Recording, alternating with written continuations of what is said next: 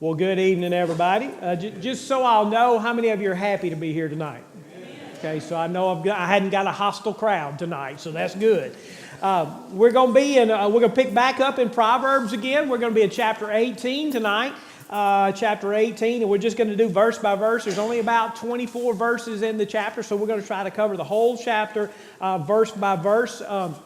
I think there's a common theme that we see. If you remember, the book of Proverbs was the old men teaching the young men the things they needed to know to live in life, to grow up, so that they would need to know so they could live out the way they wanted them to live. So continue to keep that in your mind. Can anybody remember somebody by the name of Penny Henny or Chicken Little? Who was Chicken Little?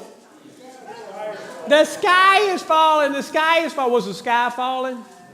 No, but on the other version, on the Grimm's Brothers version, anybody remember what happens to Chicken Little?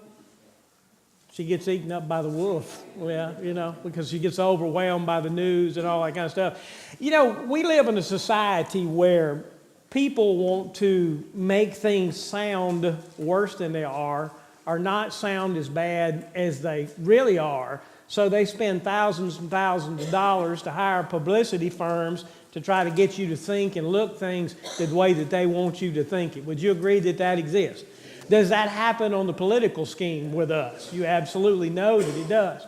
God knows that, and that is not something that was created in the 21st century.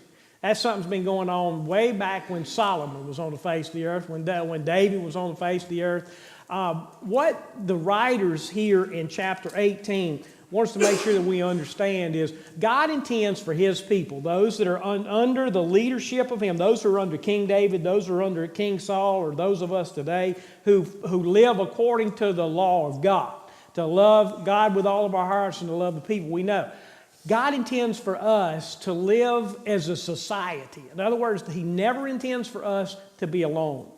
And you can actually live among 100,000 people and still live a life alone. Do you know that? You can close yourself off so you don't let anybody in. That's not okay, and that's not of God. And these men wanted the next men to know that we need each other. So God intends for His people to live as in a society who communicates truth. And when I say truth there, I mean the truth is contained in the Word of God. I mean the truth that God has for us, because the world and that is ruled by Satan is trying to brainwash you with a different set of truths that does not apply to you in your life because you're a born-again believer of Jesus Christ. So God intends for His people to live as a society who communicate that truth and reality in every individual. Now, do you ever get your realities messed up?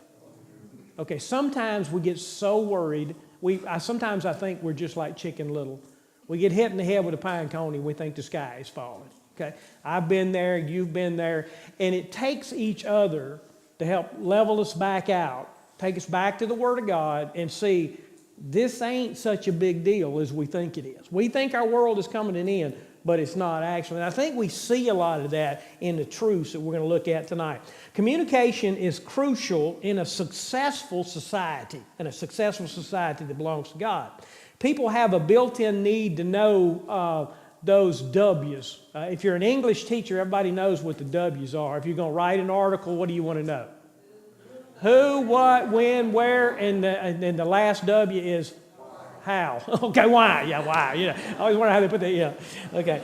All right. Here in chapter 18, we're going to see where society has a responsibility to communicate the truths that we know from God to every person and to keep each other grounded in the reality of that truth in our lives so that we don't get emotionally out of whack in everything. So having said all that, let's just dive right into Proverbs chapter 18 and begin to look at these Proverbs, see if we can unlock some of this. So I'll be reading from the English Standard Version as we began using this year. Whoever, and that next word in the ESV is isolates. Now what does it mean to isolate? Separate yourself. Come out from among them to be different. Now, we are set apart from the world and we're holy. That's not what it's talking about. It's talking about when we isolate ourselves from other people because other people might cramp our style or change who we are. No. That's not okay. God intends for other people to get us where we're supposed to be. Whoever isolates himself seeks his own desire. Okay? So we can seek our own desires and we don't have people to get in our way and stop us from achieving our own desires. But a lot of times our desire sometimes is for sin, and when sin is full grown, what does it do? It brings death. Right? So if people are not there to help us stop, we're going to partake of that. Whoever isolates himself seeks his own desire. He breaks out against all sound judgment. So another way they could have written this, it says anybody's a fool who doesn't have people in his life to keep him away from the things he doesn't need to be involved in. Verse 2, a fool takes no pleasure in understanding, but only in expressing his opinion. You know, did anybody's grandmother ever tell you you have 2 ears and 1? Now, why do you have 2 ears? So you can listen more than you talk, all right? Everybody in here has probably had somebody tell them that along the way.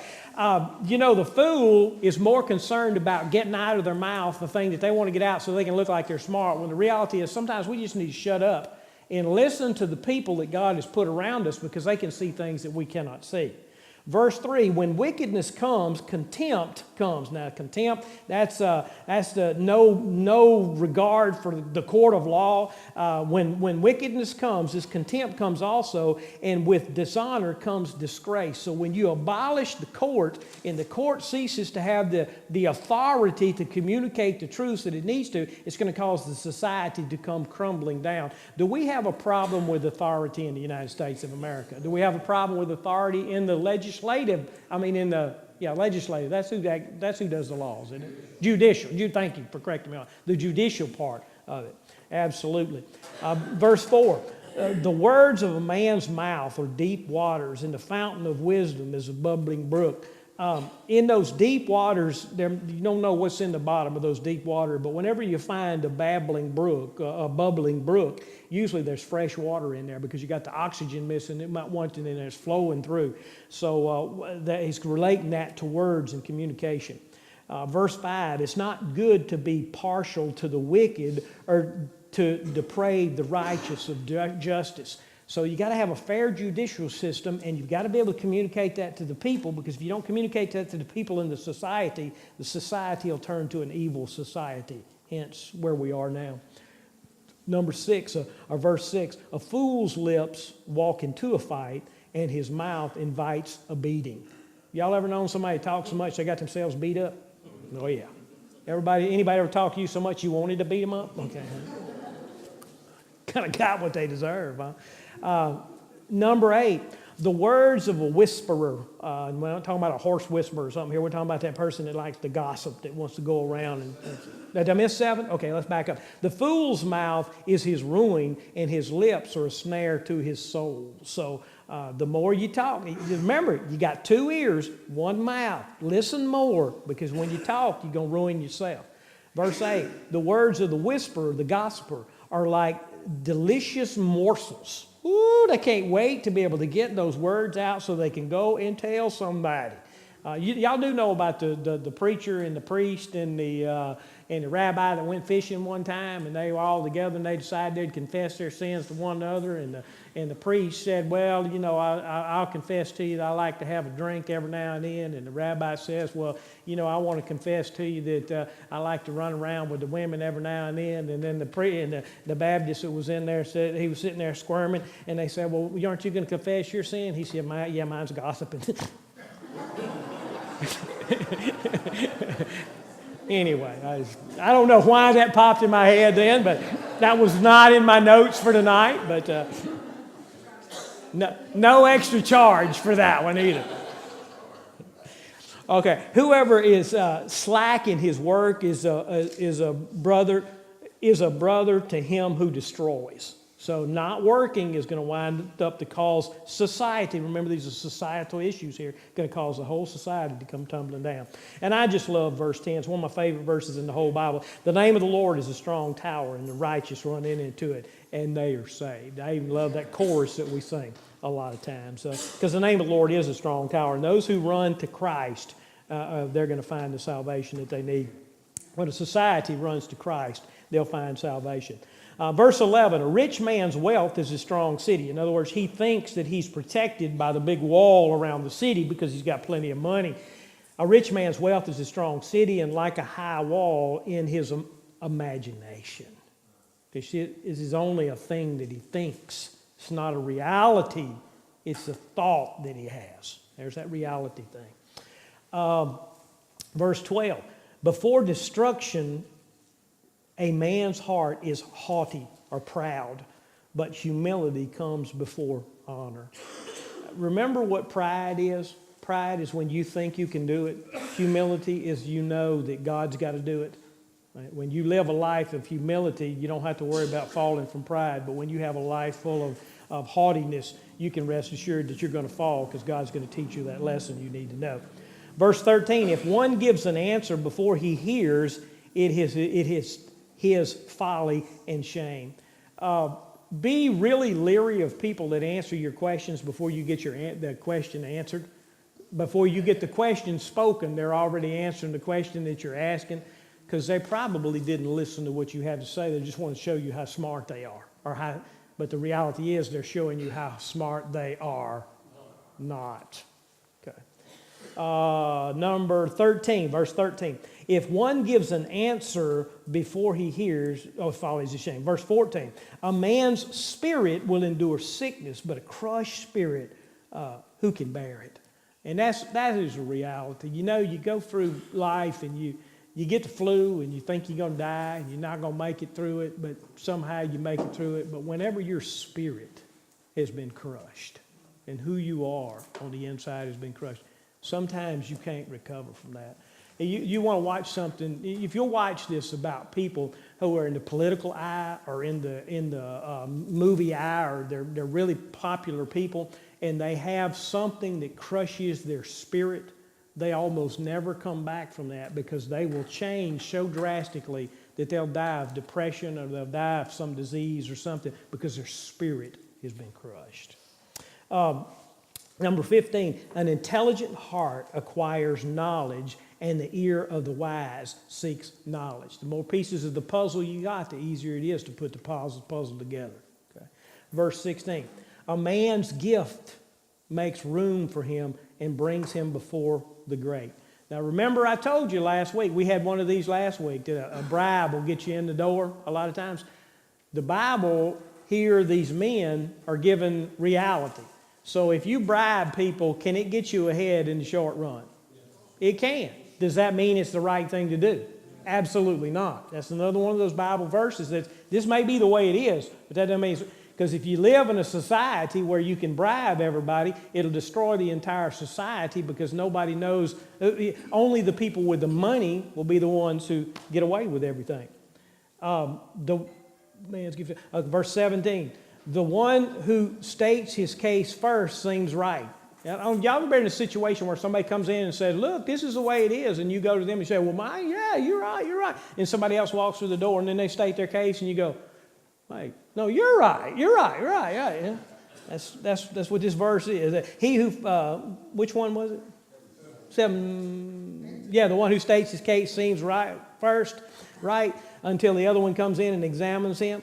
So what you got to do is you got to take all the information you get. You got to take all the knowledge you get. Then you got to think through it. And not only do you need to think through it, you need to have somebody else in your society that you can bounce thoughts off of. How many of y'all have somebody in your life that you feel like you can talk through the tough issues of life with when you're trying to figure out stuff? You are blessed. Okay? You are blessed because of that. Yeah. Verse 18. The light puts an end to quarrels and decides between powerful contenders. The light remember I have told you time and time again all through the book of Proverbs that we're reminded subtly in the book of Proverbs that there are spiritual forces out there that we have no control over.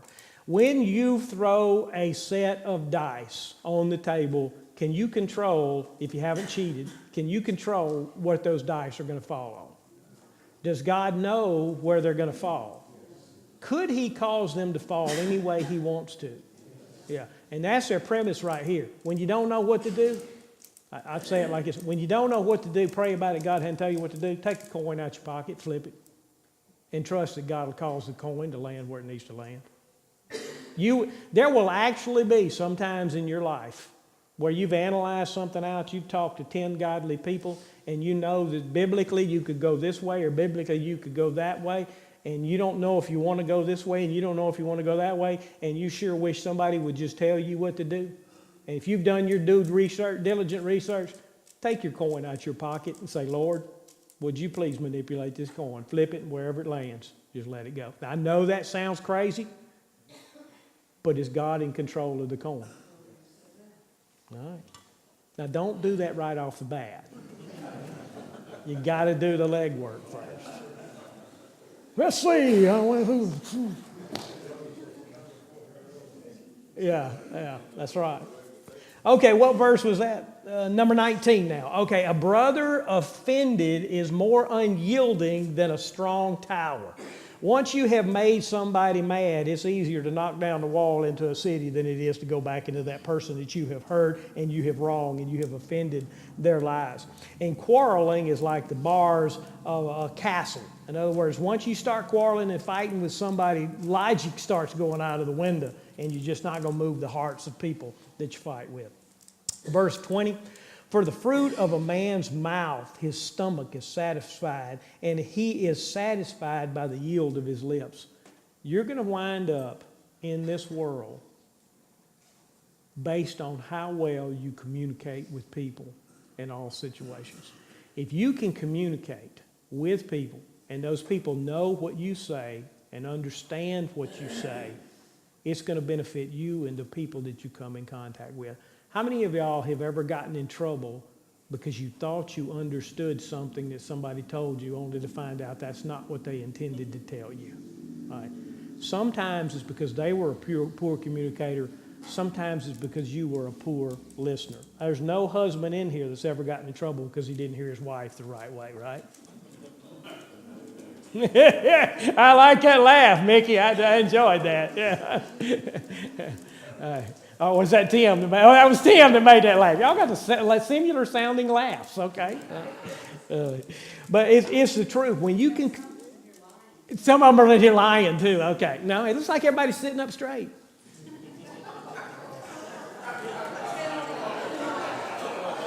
Is there a drummer over there? I need somebody to go ba-dum-bum. Okay. It's good to have everybody back. It's good. Laughter's a merry medicine, I think we read the other week. If you can communicate, it's going to make all the difference in your life. I did not know that in my 20s. And I didn't start learning it until I was in my 30s. And then I started trying to perfect the skill of communicating until I was in my 40s. And now that I'm at the end of my 50s, going into my 60s, I'm just now learning how to talk to people in such a way that I think they know what I'm talking about. And I know what they're talking about. And I'm so worried that I don't know what you're saying. Sometimes I'll ask you to say it again. Sometimes you say stuff, I can't believe you said it, so I make you say it again. Anyway, but communication is so important. Verse 20, for the fruit of, okay, now that was it. Yeah, verse 21, death and life are in the power of the tongue, and those who love it will eat its fruit.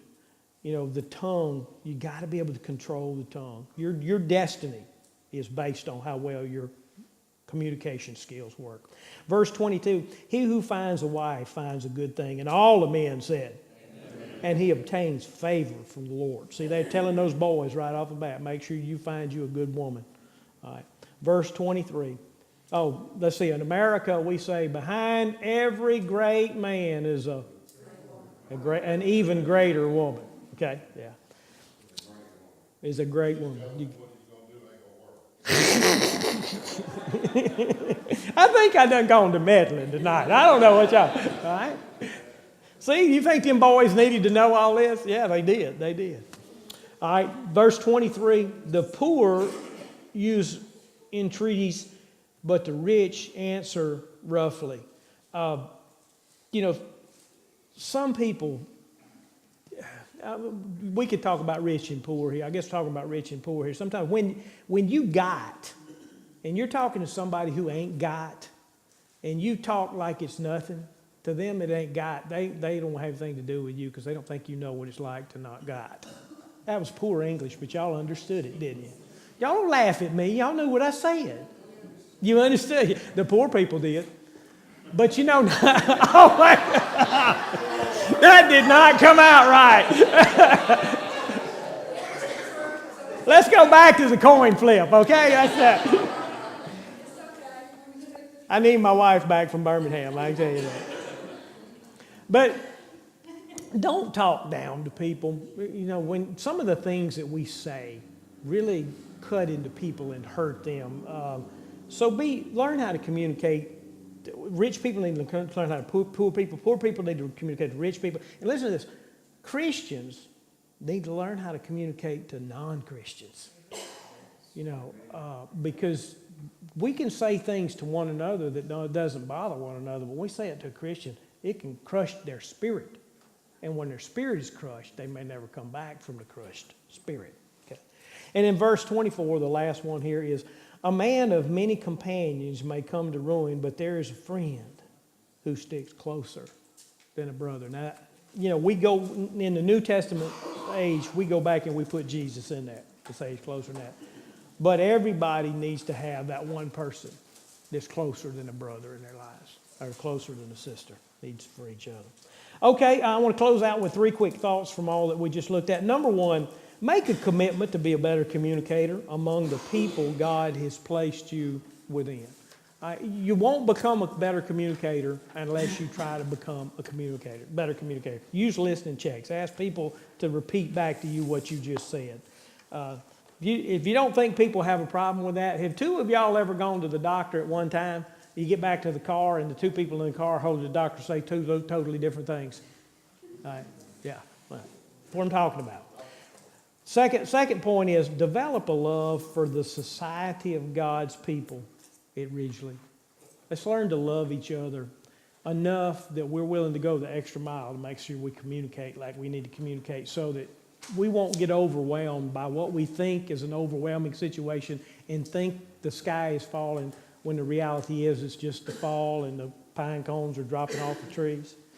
And thirdly and lastly is seek to slow others down so that they move through life at a pace where they can see truth from God and the reality of the situation that they find themselves in, so that they won't be so overwhelmed by the things that you can see in their lives is not near as important as what they think it is.